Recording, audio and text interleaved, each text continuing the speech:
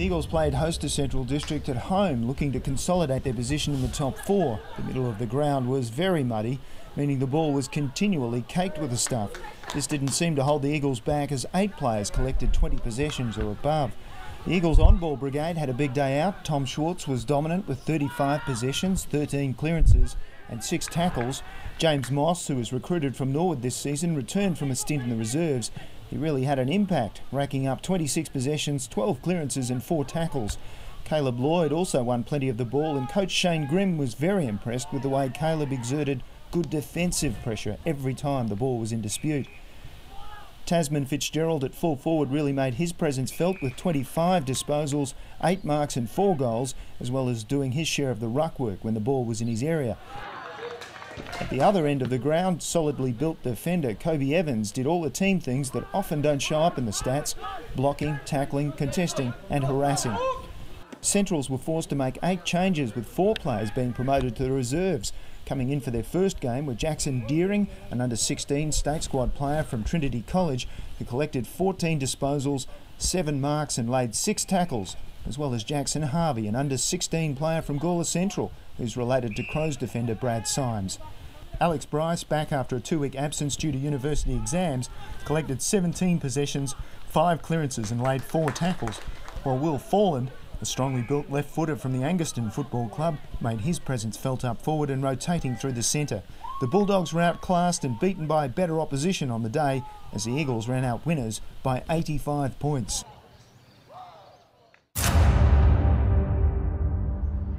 Glenelg had a chance to climb to 5th spot by defeating the winless South Adelaide at Glenelg Oval. If the Tigers expected everything to go according to the script though, they were in for a rude shock.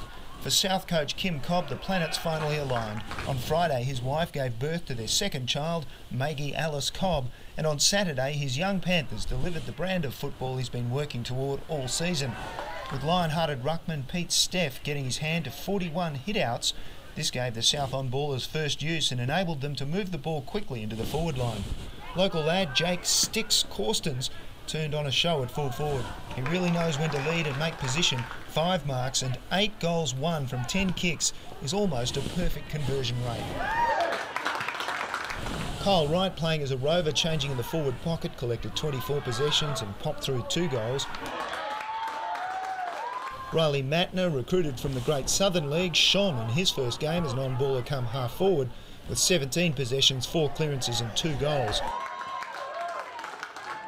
Lewis Makepeace, back from Sacred Heart College, played as a defender rotating through the centre, and he finished with 24 disposals. Kim Cobb was particularly pleased with the superb performance of his back 6. The Panthers' back line is now settled and is really starting to gel as a defensive unit. For Glenelg coach Adam Blakely, his frustration was palpable. His young Tigers were second to the ball right from the start.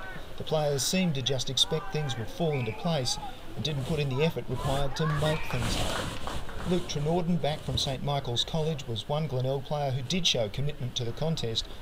He put his body on the line and rucked tirelessly. 23 hit-outs, 20 disposals and 5 clearances was a huge effort, considering Luke had a limited pre-season due to tendinitis problems in his knee. Sean Keane normally plays as a rover come small forward, but this week played as an inside midfielder where he racked up 24 possessions, 8 clearances and kicked 2 goals. The Panthers controlled the game after half-time, and a final scoreline of 16-4 saw their accurate kicking give them their first win of the season by a margin of 38 points. The match of the round got underway under lights at Norwood Oval when the Red Legs took on the Double Blues. Norwood was forced to make 14 changes to its side, 5 due to under-18 state squad commitments and the rest due to promotions because of senior side injuries and players called up for AFL duties. The ruck duel was interesting. Although Sturt's Jake Atkinson got his hand to 39 hit-outs, he had his hands full with Norwood's Mitchell Wood, an overage player who's played all of the season in the reserves. Mitchell collected 37 hit-outs in just 3/4 of football, before being forced from the field through injury at 3/4 time. Tom Clayton stepped up for the Red Legs and rucked the entire last quarter.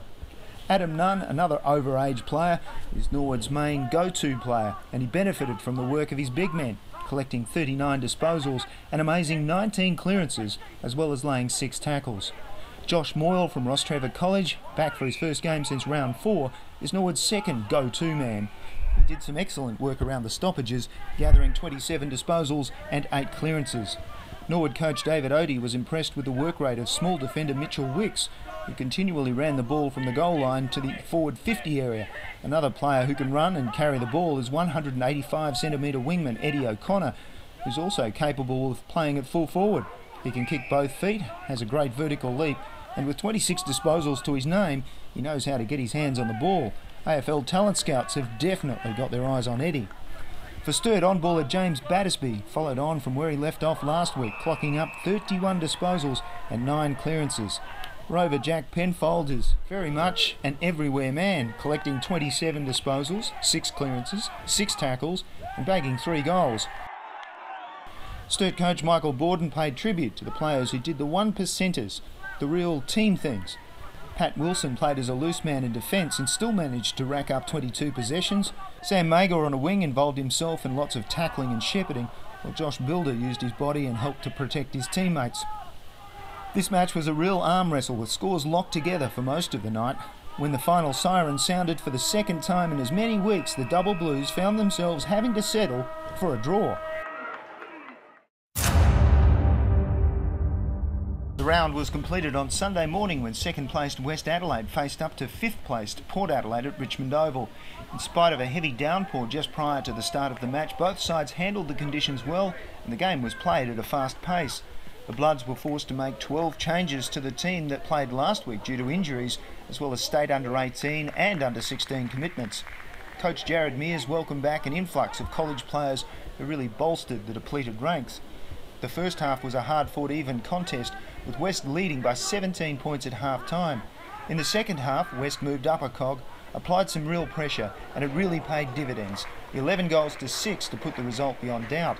Ryan Simister was a standout. 42 hit-outs, 24 possessions and 7 marks was a big day out. Ryan Dykesman, I know we say this every week, but he continues to gather possessions all over the ground. Coach Mears paid tribute to the efforts of his Sacred Heart contingent. Tom Carter controlled centre half back, taking many fine marks and providing lots of rebound. Jack Evans in the centre collected 27 possessions, had 9 clearances and laid 10 tackles, while Hassan Ahmad Watkins proved to be a focal point in attack, finishing with 6 goals. Jai De Silva, back from Westminster College, provided a sure avenue of attack from his wing and finished with 3 goals. For the Magpies, Jack Harsma, an inside midfielder recruited from the Great Flinders Football League, collected 34 possessions and 8 clearances, won plenty of inside ball and farmed it out. Once again, Harvey Tiller was in the thick of the action, laying 6 tackles and collecting 25 possessions. Up forward, Robert Young had a great duel with Westie's Zach Bates and bagged 5 goals in the process. Jaden O'Neill starred in the midfield but was moved up forward in the second half and he pocketed 3 goals.